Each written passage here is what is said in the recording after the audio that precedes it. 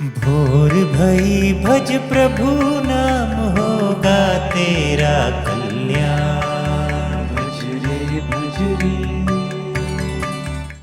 आइए सुनते हैं आज की कहानी। आज की कहानी है काया पलट होना। किसी राज्य में एक किसान रहता था जिसका नाम मदन था।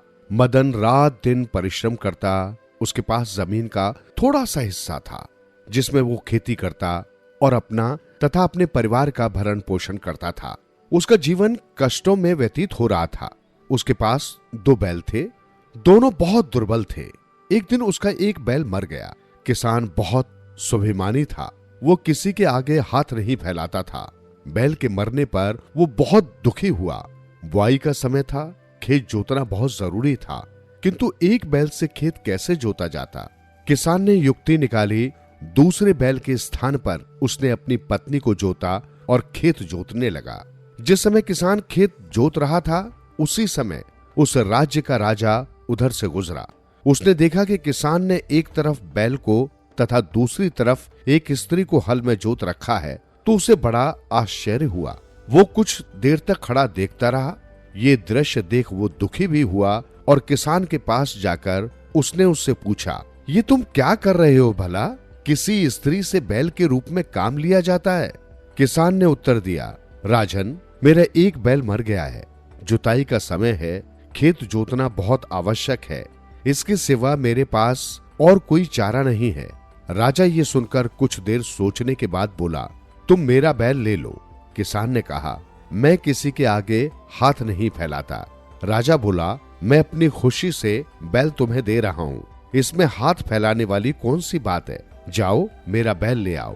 तब किसान ने कहा, मेरे पास इतना समय नहीं है। ये कहकर उसने अपना बैल आगे बढ़ा दिया। कुछ देर सोचने के बाद राजा ने कहा, तुम अपनी पत्नी को बैल लाने मेरे महल में भेज दो। जितनी देर में वो आएगी उसकी जगह मैं हल में जोतूंगा। इस पर किसान की पत्नी ने कहा, आप तो बैल देने को तैयार हो, किंतु अगर रानी ने इनकार कर दिया तो? नहीं, ऐसा नहीं हो सकता। राजा बोला। किसान की स्त्री बैल लेने चली गई और राजा हल में एक बैल के स्थान पर जुट गया। किसान की स्त्री महल में पहुंची। उसने रानी को अपने आने का संदेश भिजवाया। रानी ने उसे बुलाया और आने का कारण पूछा। किसान की पत्नी ने बताया कि किस प्रकार वो खेत जोत रही थी जब राजा ने उन्हें देखा और स्वयं हल में जुतकर एक बैल महल में से लाने को कहा है। रानी ने कहा, बहन, एक बैल से क्या होगा? तुम्हारा दूसरा बैल भी कमजोर है, वो हमारे बैल का साथ नहीं दे सकता, इसलिए तुम हमारे दोनों बैल ले जाओ। किसान की पत्नी को बड़ा आश्चर्य हुआ।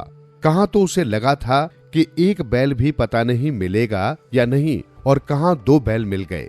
वो दोनों बैलों को लेकर आई और अपने पति को सारी बात बताई। उन दोनों ने दोनों बैलों को हल में जोत दिया। हट्टे कट्टे बैलों से सारे खेत की जुताई जल्दी हो गई। कुछ समय बाद जब फसल उगी तो एक चमत्कार हुआ। जिस जिस स्थान पर राजा ने जुताई की थी उस स्थान पर गेहूं की जगह मोती उगे थे। किसान को ये देख बड़ा आश्चर्य हुआ। उसने उन मोतियों को बाजार में बेचा। इस प्रकार उसका काया पलट हो गया। राजा के शरीर से गिरी पसीने की बूंदें मोती के रूप में धरती से बाहर आ गई थी। ये सच्चे मन से मेहनत की करामात थी। राजा ने निस्वार्थ भाव से अपनी प्रजा की मदद की थी, इस कारण ये मोती के रूप में फसल उगी थी।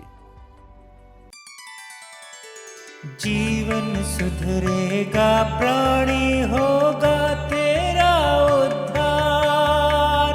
मन के द्वार खुलेंगे, होगा जन जन का कल्याण। भज रे भज रे।